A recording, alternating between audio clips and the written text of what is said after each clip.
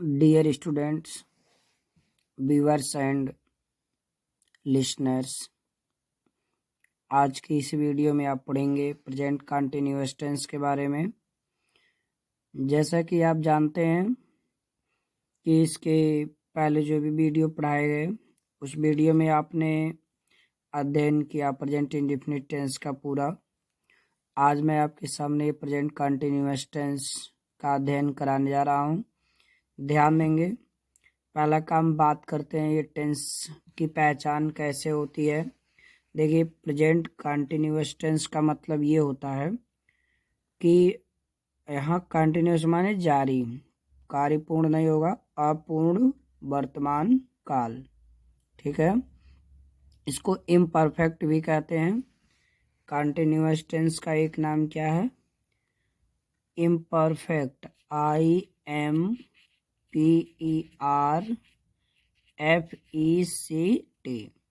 Present imperfect tense भी इसको कहा जाता है। परफेक्ट माने पूर्ण, इम्परफेक्ट मीन्स अपूर्ण। ध्यान से सुनेंगे। तो प्रेजेंट कंटिन्यूअस टेंस का मतलब हो गया अपूर्ण। जब भी किसी टेंस का नामकरण किया जाता है तो यहाँ से स्टार्ट किया जाता है, फिर इसको अपूर्ण वर्तमान काल। आपको नाम समझ में आ गया। ऐसे भी आप टेंस के बारे में जाने हैं, प्रेजेंट टेंस भी जाने। यानी एक बार पुनः रिवीजन हो जाए कि प्रेजेंट टेंस माने जिस टेंस से किसी कार्य या घटना के वर्तमान समय में होने का बोध हो उसे हम क्या कहते हैं? Present tense. कोई कार्य या घटना अगर वर्तमान समय में घटित हो रही है तो उसे हम प्रेजेंट टेंस कहेंगे। अब आपकी बात आती है यहाँ प्रेजेंट कंटिन्यूअस टेंस के बारे में। आप जाना इसकी पहचान क्या है। प्रेजेंट कंटिन्यूअस टेंस की पहचान ये है, जिन हिंदी वाक्यों के अंत में रहा है, रही है, रहे हैं, रहा हूँ, रहे हो जैसे शब्दांश यदि आते हैं लेकिन समय का बोध ना हो। आप जानते हो अगर रहा रही कि इन सब के साथ समय दे देगा तो आपका प्रेजेंट परफेक्ट कंटिन्यूअस टेंस हो जाएगा। इसलिए ध्यान ये देना है कि इसमें ये सब शब्दांश तो रहेंगे लेकिन समय का बोध नहीं होगा। ठीक, अब आगे की बात ये किया जाए कि पहला काम कंटिन्यूअस की पहचान तो आपने ये याद किया, और लेकिन समस्या ये है आप इंग्लिश सेंटेंस में कंटिन्यूअस कैसे पहचानेंगे। देखिए, कंटिन्यूअस की पहचान जो होती है वो ING है। क्या है? ING, V1 प्लस ING, ये हमारे कंटिन्यूअस की क्या है? पहचान है। कंटिन्यूअस की पहचान ये वर्ब का फर्स्ट फॉर्म के साथ ING। किसी भी इंग्लिश सेंटेंस में यदि B1 के साथ ING शो करे, अर्थात ING हमेशा वर्ब के फर्स्ट फॉर्म के साथ ही लगता है, तो यदि ING आपके सेंटेंस में इंग्लिश में दिख रहा है तो आपका क्या है? कंटिन्यूअस है। ध्यान देंगे। अब एक चीज और सुन लीजिए, ING तो कंटिन्यूअस की पहचान यहाँ आप नोट में लिख सकते हैं। ING means continuous, NUOUS। ING means continuous, इसको याद रखना पड़ेगा। कोई भी कंटिन्यूअस कैसे पहचानेंगे? आप इसी से पहचानेंगे। ध्यान देंगे। जैसे मान लीजिए आपका अब कंटिन्यूअस ING तो पहचान है ही, लेकिन समस्या ये है कि कैसे आप जानेंगे present continuous, past continuous, future continuous है। तो एक चीज ध्यान से सुन लीजिए, क्योंकि आप जानते हैं इज एम आर ये किस घराने के हैं? प्रेजेंट टेंस के। तो अगर प्रेजेंट टेंस के साथ यानी प्रेजेंट टेंस में यदि इज एम आर के साथ वर्ब में आपको ING दिखता है, ठीक ना, तो ये प्रेजेंट कंटिन्यूअस का वाक्य रहता है। ध्यान से देखें, इज एम आर के साथ यदि ING वर्ब में मिल रहा है तो वो प्रेजेंट कंटिन्यूअस। वाज वेयर इसके साथ अगर आपको ING सेंटेंस नजर आ रहा है वर्ब में तो ये आपका पास्ट कंटिन्यूअस। और यदि आपको will shell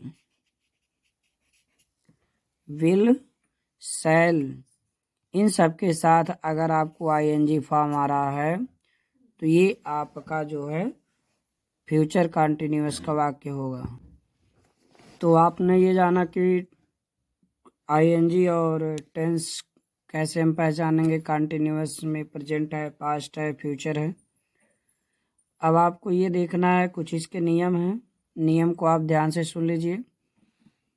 he see it और सिंगुलर सब्जेक्ट के साथ इज का प्रयोग करते हैं। यू वी दे इन सब के साथ आर का प्रयोग किया जाता है, जबकि आई के साथ हम लोग एम का प्रयोग करते हैं।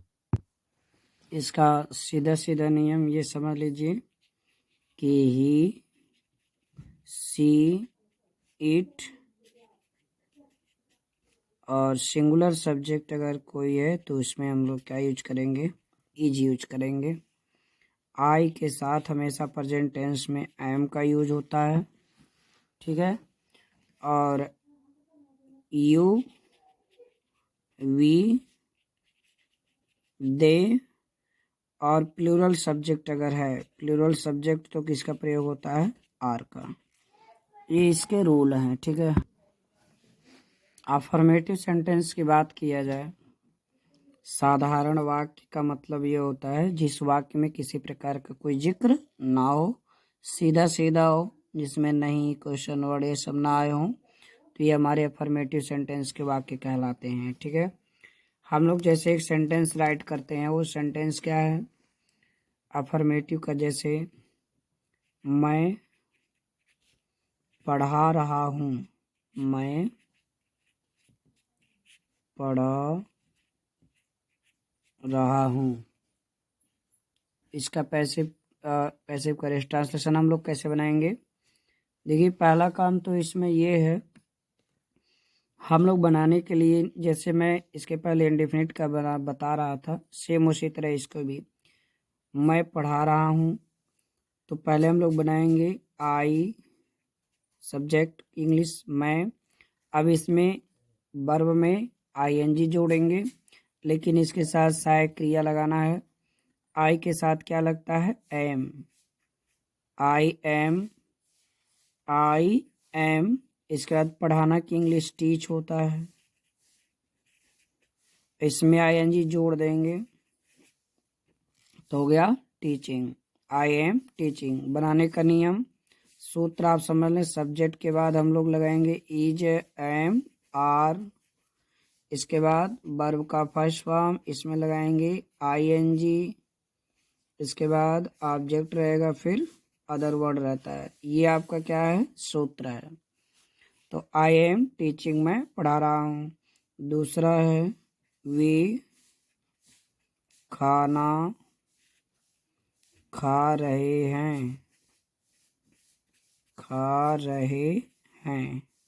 बनाएंगे कैसे, वे खा रहे हैं खाना, क्या बनाएंगे, वे खा रहे हैं, तो वे की इंग्लिश दे के साथ क्या लगेगा, आर।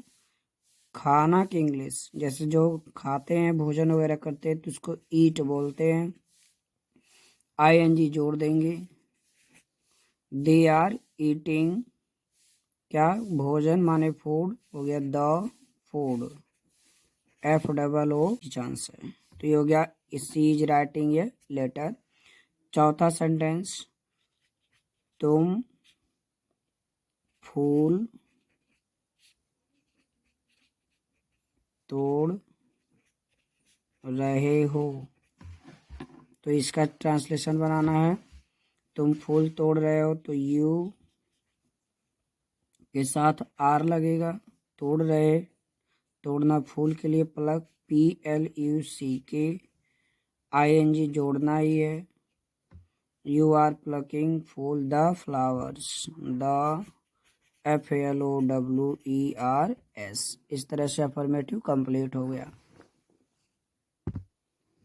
नेगेटिव सेंटेंस का ट्रांसलेशन कैसे बनाते हैं, जैसे मान लीजिए आपका नेगेटिव सेंटेंस है, तो नेगेटिव में आपका क्या आएगा, नहीं। नेगेटिव सेंटेंस में क्या आएगा, नहीं। तो आपका जैसे सेंटेंस इसका ट्रांसलेशन करने का जो रूल है, हम लोग सहायक क्रिया के बाद नाट लगा देंगे, यानी इज एम आर के बाद नाट, शेष कार्य वही होंगे। Subject plus is am are, इसके बाद क्या लगाएंगे, नॉट, हो गया। इसके बाद हम लोगों का वर्ब का first form plus I N G, इसके बाद ऑब्जेक्ट, फिर अदर वर्ड, ये इसका ट्रांसलेशन का रूल है। तो ये हो गया नियम, ठीक है। तो सी, अब आप देखिए इसका ट्रांसलेशन हम लोग कैसे बनाएंगे। जैसे मान लीजिए लिख दिया गया, वह घर नहीं जा रहा है, वह घर नहीं जा रहा है। तो हम लोग बनाएंगे वह नहीं जा रहा है, ही इज, क्योंकि ही के साथ क्या लगेगा, इज, ही इज नहीं जा रहा, नॉट, गो में आई एन जी जोड़िए, ही इज नॉट गोइंग कहाँ, घर, to house, he is not going to house. दूसरा है, हम पतंग नहीं उड़ा रहे हैं, उड़ा रहे हैं। कैसे बनाएंगे, हम की इंग्लिश वी के साथ लगेगा are, not, we are not, उड़ाना की इंग्लिश फ्लाइंग, इसमें आई एन जी जोड़ देंगे, वी आर नॉट फ्लाइंग, पतंग द काइट, KITE। इस तरह से आप निगेटिव बना सकते हैं, ठीक है। और इंट्रोगेटिव के लिए सहायक क्रिया पहले कर देंगे। इंट्रोगेटिव सेंटेंस में होता क्या है, पहला काम तो एक क्या से शुरू होता है, जो सेंटेंस क्या से शुरू होंगे उनकी सहायक क्रिया पहले, यानी इज एम आर, इनको पहले कर देंगे। अगर क्या पहले आता है तो हम लोग इज एम आर को पहले कर देंगे। तो अभी हम लोग बनाते थे अफर्मेटिव का सूत्र, subject plus is am are plus क्या बनाते थे, वर्ब का फर्स्ट फॉर्म, इसमें I N G plus object plus other word. लेकिन इंट्रोगेटिव बनाना है तो ये इज एम आर क्या कर देना है पहले, इज एम आर, और ये यहाँ से अब्सेंट कर दिया जाएगा, ठीक है। ये इसका सूत्र हो गया, is am are plus subject plus verb का first form plus object plus other word, last में क्वेश्चन मार्क लगाना नहीं भूलना है। अब इसको हम लोग बनाएंगे कैसे, जैसे सेंटेंस हो, मान लीजिए क्या गाय घास चर रही है, तो इसका जो है हमको ट्रांसलेशन करना है। क्या पहले है तो इज एम आर पहले, गाय के लिए क्या लगेगा, इज द काऊ, अब चरना graze, GRAZE, is the cow graze, में आई एन जी जोड़ना है तो ई हट जाएगा, is the cow grazing the grass, GRASS। दूसरा हो जाए, क्या तुम विद्यालय जा रहे हो, क्या तुम विद्यालय जा रहे हो। कैसे बनाएंगे, क्या तुम जा रहे हो, तो क्या की इंग्लिश सहायक क्रिया तुम के साथ आर का प्रयोग, इसके बाद सब्जेक्ट आर यू, जाना की इंग्लिश गो, ING जोड़ दीजिए, आर यू गोइंग कहाँ, विद्यालय, to school, SCHOOL, are you going to school. ऐसे ही अगर ये निगेटिव रहता है तो सहायक क्रिया के बाद नॉट हो जाएगा, जैसे क्या तुम विद्यालय नहीं जा रहे तो आर यू नॉट यहाँ लग जाएगा, ठीक है। तो इस तरह से आप इसको निगेटिव ही बना लेंगे। एक मैं बता रहा हूँ जो क्वेश्चन वर्ड से शुरू होता है, जैसे क्वेश्चन वर्ड भी होना चाहिए। अब ये सेंटेंस के बीच में, जब सेंटेंस के बीच में क्वेश्चन वर्ड आता है तो इसका इंग्लिश कैसे बनाएंगे? जैसे मान लीजिए वह ये लिखना है, वह कहाँ जा रहा है, वह कहाँ जा रहा है। अब एक क्वेश्चन वर्ड यहाँ आ गया, तो जब ये आ गया तो जो आपने सब कुछ किया है यहाँ पर, केवल इंट्रोगेटिव तो रहेगा ही ऐसे, और क्वेश्चन वर्ड की इंग्लिश पहले कर देंगे, बस ट्रांसलेशन ओके हो जाएगा। जैसे कहाँ की इंग्लिश? Where, where. अब हम लोग बनाएंगे सहायक क्रिया इज एम आर लाना है, वह के लिए इज लगेगा। Where is he going, GOING, where is he going. तुम कहाँ जा रहे हो? तो इसे कब बनाओगे? Where are you going. वह कहाँ जा रही है? Where is she going. ठीक, तो आप क्या देख रहे हो? इसे कैसे बनाएंगे? क्या की इंग्लिश? वाट, आप माने यू, साथ आर, what are you seeing, SEEING, what are you seeing. ऐसे बहुत सारे एग्जाम्पल होंगे, आप बना सकते हैं। हमने आपको कॉन्सेप्ट दे दिया। जब ये इजएमआर इंट्रोगेटिव है तो इजएमआर पहले कर देंगे, निगेटिव है तो सब्जेक्ट के बाद नॉट लगा देंगे, अगर क्वेश्चन वर्ड भी आ गया तो क्वेश्चन वर्ड की इंग्लिश पहले कर देंगे। ठीक है, आप इसको नोट कर सकते हैं। वीडियो को देखने के लिए धन्यवाद।